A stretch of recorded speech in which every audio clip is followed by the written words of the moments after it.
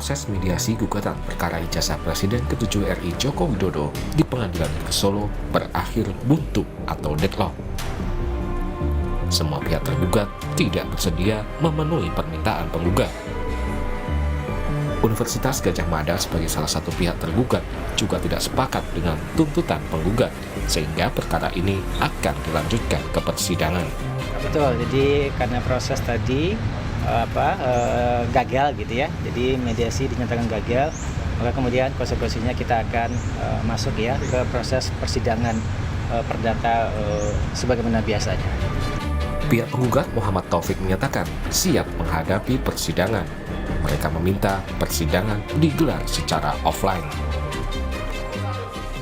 Kami akan meminta untuk dilakukan secara offline, gitu. Nah, yang kedua, seperti jawab jinawab itu kalau di persidangan yang biasa itu kan biasanya kan elektronik. Tetapi kami juga meminta untuk dilakukan secara offline juga. Jadi kami nanti akan membacakan jawaban, membacakan mungkin duplik dan lain sebagainya. Kira-kira begitu. Terus yang ketiga itu bahwa kami juga mungkin nanti akan mengundang pihak ketiga. Pihak tergugat pertama, Joko Widodo, tidak hadir di mediasi tahap keempat ini. Pihak Jokowi pekan kemarin telah menyatakan menolak permintaan penggugat dan meminta perkara dilanjutkan ke persidangan. Sementara Presiden ke-7 RI Joko Widodo menyatakan siap membuka ijazahnya di pengadilan. Jokowi sebelumnya juga sempat menyatakan sedih dan kasihan jika proses hukum kasus ijazahnya tersebut berlanjut ke tahap selanjutnya atau ke pengadilan. Saya itu sebetulnya sedih. Sedih karena apa? Kalau proses hukum mengenai ijazah ini maju lagi ke tahapan berikutnya.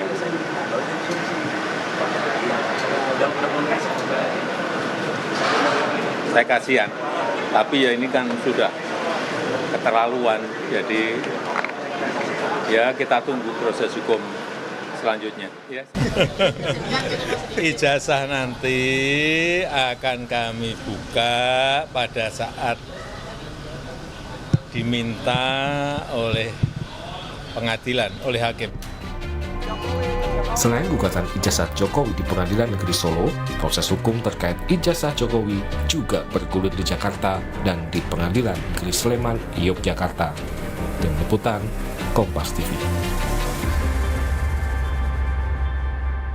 Lalu bagaimana kesiapan pihak penggugat dan pihak tergugat perkara ijazah Jokowi ini untuk menghadapi persidangan? Kita ulas bersama penggugat ijazah Jokowi, Muhammad Taufik, dan kuasa hukum Jokowi di Solo, ada YB Irfan. Malam, Pak Irfan, Pak Taufik. Selamat malam. Selamat malam, Audrey. Ya, Pak Taufik, Anda sebagai penggugat ini sudah memprediksikah bahwa mediasi akan gagal dan akhirnya berlanjut ke persidangan? Ya, kami sudah membaca dari gelagat awal karena informasi ini kan bukan hanya lewat media mainstream seperti Kompas, tapi juga media yang lain seperti TikTok, seperti YouTube. Kami sudah membaca gelagat ketika kotak Pandora itu yang semula gugatan perbuatan melawan hukum itu didaftarkan di Pengadilan Surakarta ya. Tanggal 14 April, kemudian keluar jadwal sidang tanggal 30, dan ternyata kotak Pandora pada sidang pertama itu sudah dipindahkan ke Polda Metro Jaya. Jadi kami melihat memang ini ada satu skenario biar ijazah itu tidak keluar dan ijazah cukup dikunci di kepolisian. Itu skenario yang sengaja dibuat dan kami sudah memprediksi karena kapasitas kami sebagai penggugat, apalagi gugatan itu perbuatan melawan hukum, tentu kami sudah jadi Anda menduganya ada skenario? Kenapa? Anda menduganya ada skenario? Iya, skenario ini begini, ketika kita melihat sebenarnya begini, pembuktian yang paling sahih, pembuktian yang paling akademis, dan seorang advokat itu merasa dirinya dihargai hak akademisnya itu ketika proses persidangan ini berjalan dan berlangsung di ruang sidang, ya. Oleh karenanya prinsip-prinsip fairness, fair play ini kan harus dijunjung tinggi oleh mereka yang menyebut dirinya sebagai advokat begitu. Dan kenapa saya bilang sudah semestinya kalau memang memiliki satu keyakinan, memiliki sebuah argumen, kalau yang kita tuntut atau kita klaim atau kita gugat itu ada, kenapa tidak dihadirkan? Begitu? Oke, Kenapa kalau gitu, harus menunggu proses polisi begitu? Oke, benar begitu Pak Irfan, bahwa memang ini mediasi memang sengaja untuk kemudian tidak ada titik temunya, maka gagal, maka memang diinginkannya dilanjutkan di persidangan. Terima kasih, Audrey. Jadi mengapa bahwa klien kami dalam hal ini Pak Jokowi pada tahap mediasi tidak hadir dalam hal penyelesaian atas sengketa gugatan yang diajukan oleh Bapak Dr. Muhammad Taufik. Nah, tentu saja ketidakhadiran Pak Jokowi ini bukan tanpa alasan. Akan tetapi ada pertimbangan-pertimbangan matang, dan hal itu tentu saja telah didiskusikan terhadap saya sebagai kuasa hukumnya. Adapun yang sangat mendasar, ketidakhadiran Pak Jokowi dalam hal penyelesaian sengketa melalui tahap mediasi adalah karena kualitas daripada penggugat itu sendiri tidak memiliki legal standing, seperti halnya yang selalu saya sampaikan pada waktu awal persidangan. Di mana di dalam gugatan perdata ini tentu saja harus jelas mengenai hubungan hukum antara penggugat dan tergugat secara perseorangan. Jadi memang tidak diinginkan adanya mediasi dan langsung ke pengadilan ya, termasuk juga dengan kehadiran, kan kalau di mediasi berkali-kali kemarin Pak Jokowi absen hadir ya Pak Irfan, tapi kalau misalnya di pengadilan Pak Jokowi akan absen juga atau hadir? Oleh karena tuntutan yang diajukan oleh penggugat dalam tahap mediasi sangat tidak lazim, di mana tergugat satu dalam hal ini Pak Jokowi diminta untuk menunjukkan di muka publik atas ijazah yang dimiliki, maka dalam hal ini justru saya bertanya apa kewenangan seorang Bapak Muhammad Taufik sebagai penggugat menuntut kepada Pak Jokowi untuk memperlihatkan ijazah asli di muka publik, kan demikian. Oleh karena tidak selayaknya Pak Jokowi untuk menunjukkan ijazah aslinya di muka publik, maka Pak Jokowi memutuskan untuk tidak hadir dalam mediasi dan saat ini telah menutup pintu perdamaian. Tapi kalau di persidangan hadir Pak Jokowi? Jangan, karena Pak Jokowi telah menunjuk saya sebagai kuasa hukumnya, maka sesuai dengan Undang-Undang Nomor 18 2003 tentang advokat, kami berhak dan berwenang untuk mewakili kepentingan Pak Jokowi selama pemeriksaan sidang berlangsung. Jadi Pak Jokowi tidak diperlukan hadir di sini? Tapi ya, manakala hakim memandang perlu bahwa pihak in person diminta untuk hadir, ya dengan sendirinya Pak Jokowi akan menghormati atas perintah pengadilan. Ke Pak Taufik sebenarnya yang diinginkan adalah pada saat mediasi kan Anda menginginkan tadi ya dipertontonkan begitu ijazah Pak Jokowi ke muka publik, tapi Pak Jokowi absen. Nah kemudian tadi juga Pak Irfan bilang kalau misalnya dari persidangan akan diwakilkan kuasa hukumnya. Sebenarnya yang Anda minta Pak Jokowi datang beserta dengan ijazahnya atau hanya penunjukan ijazah saja ditunjukkan nanti? Jadi begini, saya koreksi dulu ya, ini pernyataan bagi semua pihak termasuk Pak Mahfud MD yang mengatakan gugatan itu tidak harus berprestasi. Ada 3 skenario gugatan. Satu, gugatan yang pertama kalau berdasarkan kontraktual itu memang berprestasi. Tetapi ada gugatan yang volunteer, misalkan orang mengajukan ganti nama, warisan, dan ada gugatan yang namanya sengketa atau konsensus. Dan kami ini menganggap sengketa. Kalau tadi rekan Irfan menyebut bahwa kami tidak punya legal standing, kami punya, karena syarat gugatan itu 4, adanya perbuatan melawan hukum. Hingga hari ini tidak pernah dibuktikan di mana keberadaan ijazah. Yang kedua adanya kesalahan, yang ketiga adanya kerugian, dan yang keempat yang disampaikan rekan Irfan tadi, adanya hubungan kausal antara perbuatan melawan hukum oleh... Tapi kan keberadaan ijazah kemarin juga sudah diuji lapor, Pak Taufik. Begini, jangan dipotong dulu. Lantas saya mengatakan di Perma nomor 1 tahun 2016, jangan lupa di pasal 6, seorang penggugat atau tergugat itu harus datang di depan sidang dengan iktikat baik, artinya dia hadir. Di satu sisi Pak Jokowi tidak hadir, tapi di sisi lain memang boleh. Di pasal 7 itu ada 3 alasan seseorang tidak perlu hadir. Satu, karena uzur, sakit ya. Yang kedua, tugas negara, dimanapun tugas negara kalau dia pejabat negara. Yang ketiga, sedang berada di luar negeri. Dan ketiga-tiganya ini tidak ada. Jadi saya menilai memang tidak ada goodwill, tidak ada etikat baik dari Pak Jokowi maupun dari kuasa hukumnya untuk menjelaskan kepada Pak Jokowi. Karena kami memilih mediator juga bukan orang sembarangan. Prof. Adi Sulistiono ini selain pakar perdata, beliau ini juga staf khusus di Kejaksaan Agung, dan beliau juga dosen kami berdua, dosen saya dan rekan Irfan itu sama, Prof. Adi Sulistiono. Jadi itu Mbak ya, jadi di Perma nomor 1 2016 ya, pasal 6 maupun pasal 7, disitulah yang sifatnya mandatori harus hadir, dan 3 alasan uzur itu tidak terpenuhi. Jadi, karena di satu sisi Pak Jokowi sudah bukan pejabat negara, tetapi beliau justru malah berada di Polda Metro. Inilah yang membedakan, dan nanti kalau soal, saya orang yang sangat menghargai etika, karenanya saya tidak akan menyebutkan gugatan saya ini poinnya apa saja. Nanti kita tunggu setelah ada undangan dari pengadilan, gugatan saya ini sebenarnya apa saja, termasuk tadi Mas Widi menyebutkan ada pihak ketiga yang kami hadirkan. Itu nanti, itulah strategi dari seorang advokat yang ingin memenangkan pertarungan di meja persidangan. Oke, tapi sebenarnya yang Anda harapkan kalau berkali-kali mediasi kemarin Pak Jokowinya tidak hadir begitu, dan dalam persidangan nanti akan dilanjutkan di pekan depan, bukan dilanjutkan ya, baru dimulai di pekan depan. Itu Anda sendiri sebagai penggugat menginginkan tidak kehadiran Pak Jokowi di situ?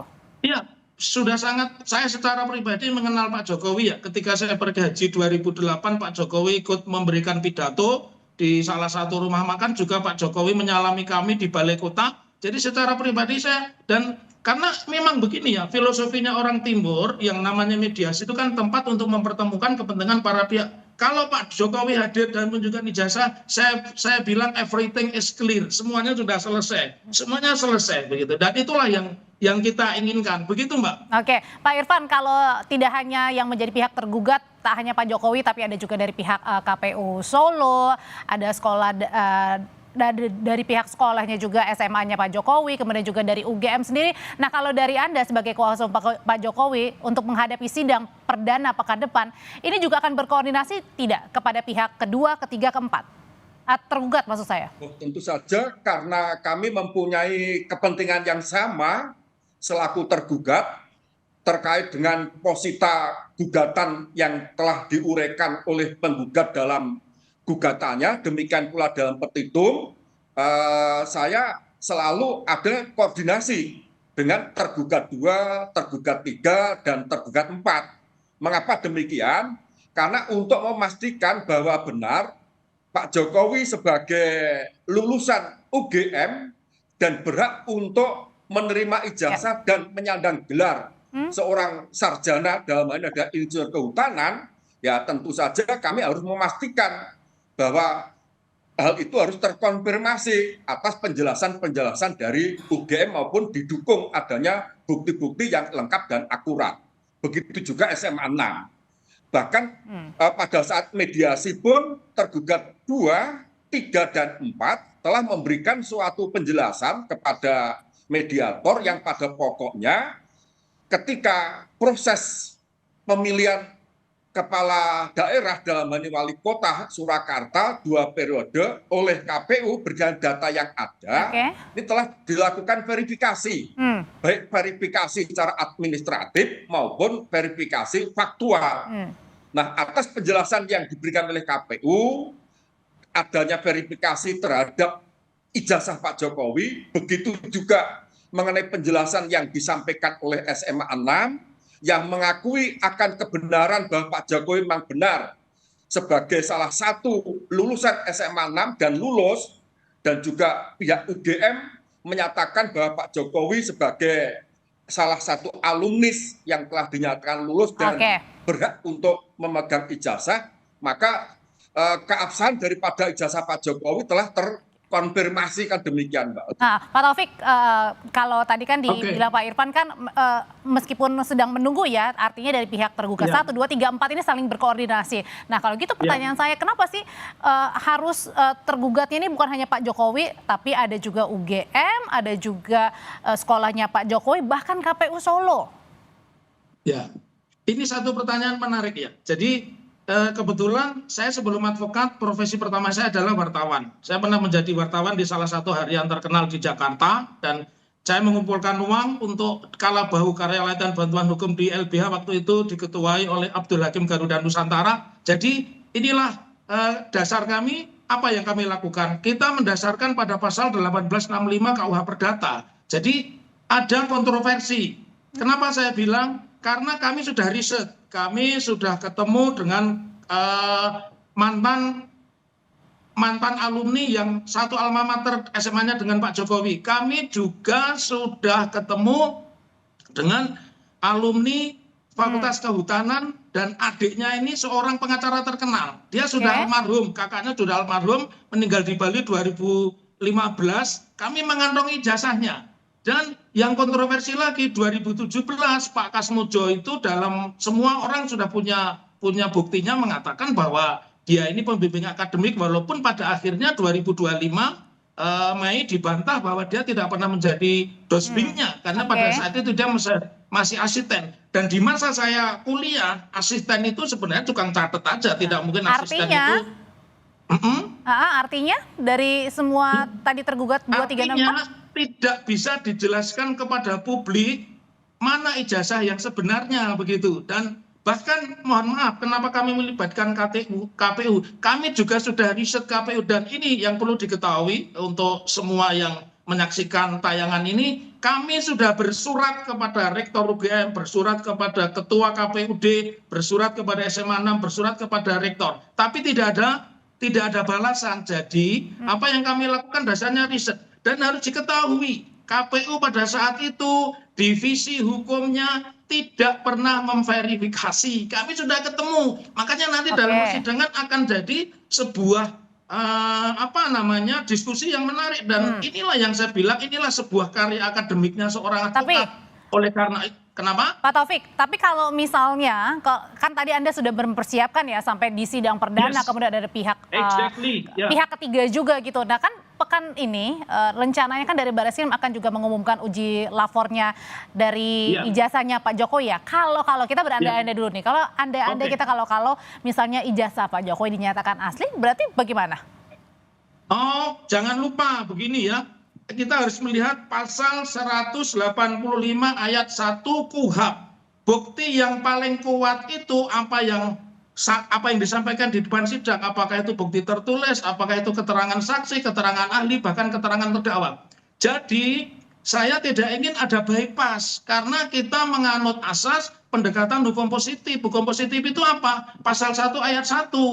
Jadi asas legalitas. Kalau asas legalitas pasal 185 ayat 1 KUHP itu mengatakan bukti yang paling kuat itu di persidangan, ya tidak cukup hanya penjelasan dari laboratorium forensik Mabes Polri. Tapi kan Barreskrim ini mengklarifikasi semua selesai. No, bukan seperti itu. Inilah yang disebut integrated criminal justice system. Sistem peradilan pidana harus melewati fase. Makanya ada namanya penyelidikan, penyidikan, penuntutan, dan pengadilan. Begitu Mbak. Pak Irfan, gimana kalau misalnya tadi nanti kan Barreskrim pekan ini akan mengumumkan nih uji lapor ijazahnya Pak Jokowi. Kalau dinyatakan asli, berarti artinya gimana? Tetap mau datang persidangan? Baik Mbak, jadi sesuai dengan kuasa yang diberikan oleh Pak Jokowi dalam hal ini adalah mengenai penanganan perkara perdata atas gugatan yang diajukan oleh Pak Taufik. Dengan demikian, pada proses selanjutnya tentu saja pihak majelis hakim akan memberi kesempatan kepada para tergugat untuk menanggapi atas gugatan yang telah diajukan oleh Pak Taufik. Nah, tentu saja dalam menanggapi gugatan tersebut, kami akan sampaikan argumen-argumen yuridis yang akan kami formulasikan dalam bentuk jawaban gugatan, baik eksepsi maupun pokok perkara. Demikian pula, ketika jawaban kami sampaikan, selanjutnya majelis hakim akan memberi kesempatan kepada penggugat untuk menanggapi atas jawaban tersebut dalam bentuk replik, dan sebaliknya setelah replik disampaikan tentu saja pihak tergugat akan menyampaikan duplik. Nah, setelah jawab genap selesai, maka kesempatan bagi para pihak untuk membuktikan atas kebenaran dalil-dalil gugatan penggugat bagi pihak penggugat, demikian pula sebaliknya bagi tergugat, ini akan membuktikan atas kebenaran dalil-dalil sebagaimana yang telah diuraikan. Berarti artinya ijazah asli Pak Jokowi akan ditunjukkan di situ, di Pengadilan Negeri Solo? Tentu saja kami akan berupaya untuk mematahkan bukti-bukti yang telah diajukan oleh penggugat seperti apa. Kalau memang kami memandang perlu untuk mengajukan bukti surat dalam hal ini berupa ijazah, tentu saja akan kami perlihatkan.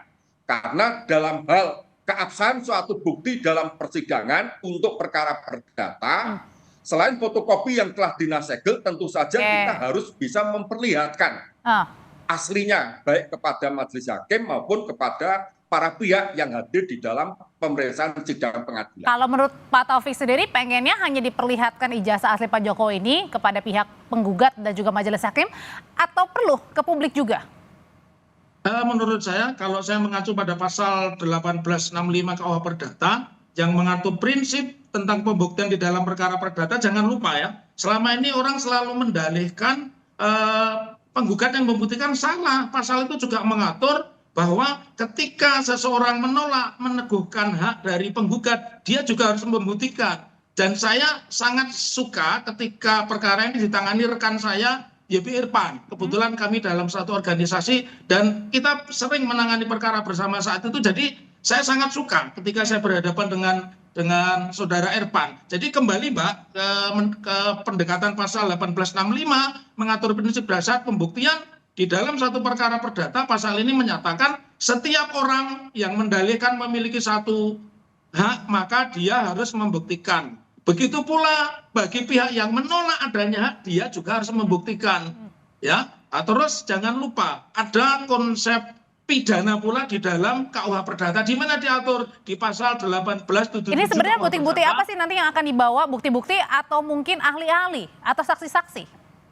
Saya yang pertama tentu bukti dulu, dan kami semua buktinya adalah orisinil. Karena kami juga menggunakan konsultan teman-teman pengacara Jakarta yang saya tidak perlu sebutkan. Bahkan ijazah yang kami miliki ini kepunyaan dari kakak seorang pengacara terkenal Jakarta yang kebetulan kakaknya kuliah di UGM, satu jurusan dengan Pak Jokowi, meninggalnya di Bali 2015. Ini asli. Juga kami memiliki ijazah SMA yang asli. Jadi apa ya, kalau ibaratnya saya... Tapi kan teman-temannya Pak Jokowi juga udah pernah diperiksa, kemudian ditunjukkan kan ijazahnya sebenarnya Pak Taufik? Menurut saya yang mengerti itu kan hanya 3 pihak. Satu Pak Jokowi, yang kedua kuasa hukumnya, dan yang ketiga polisi. Publik tidak tahu, dan menurut saya kalau kita bicara tentang rahasia seorang pejabat negara, ketika dia sudah mantan tidak lagi dia menjadi rahasia negara. Seperti Obama ketika diragukan dia lahir di Kenya, ternyata Obama, I do proof, saya buktikan, this my certificate, saya lahir di Amerika, everything is clear, semuanya selesai. Begitu Mbak, itu yang saya inginkan. Dan mudah-mudahan kalau lihat dari argumennya rekan Irfan, saya meyakini mudah-mudahan sangkaan saya, dugaan saya itu tidak salah, nanti akan dibuktikan di depan sidang. Tentunya yang asli, supaya negara ini punya legacy.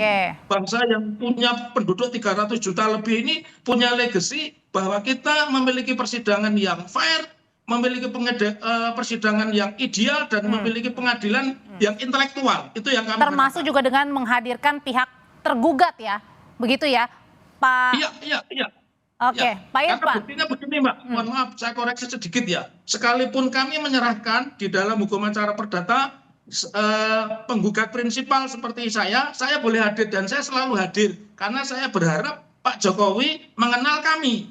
Bahkan Pak Jokowi pada saat itu pernah meminta kami jadi konsultan hukumnya. Karena sebagai advokat, hampir semua bupati wali kota saat itu adalah klien kami, dan Pak Jokowi meminta. Tapi kami punya alasan sendiri, tidak enak secara politis karena karena kami berseberangan secara politik. Oke, jadi saya sangat gembira kalau bertemu Pak Jokowi di ruang sidang. Oke, artinya kalau misalnya Pak Jokowi hanya akan datang, Pak Irfan, jika diminta hakim. Ini Mbak. Artinya Pak Jokowi nanti akan hadir kalau jika diminta oleh hakim. Oh, kalau memang majelis hakim menghendaki agar Pak Jokowi hadir, tentu saja hadir. Namun lazimnya dalam hukum acara perdata di mana seorang advokat sebagai kuasa hukumnya berhak untuk mewakili, sehingga apa yang dilakukan oleh kuasa hukum selama pemeriksaan sidang berlangsung ini bertindak untuk dan atas nama serta guna kepentingan hukum pihak yang memberi kuasa. Pak Irfan, terima kasih. Pak Taufik, terima kasih untuk informasinya berbagi di Sapa Indonesia Malam terkait dengan lanjutan ya dari kasus dugaan ijazah palsu Presiden ke-7 Joko Widodo.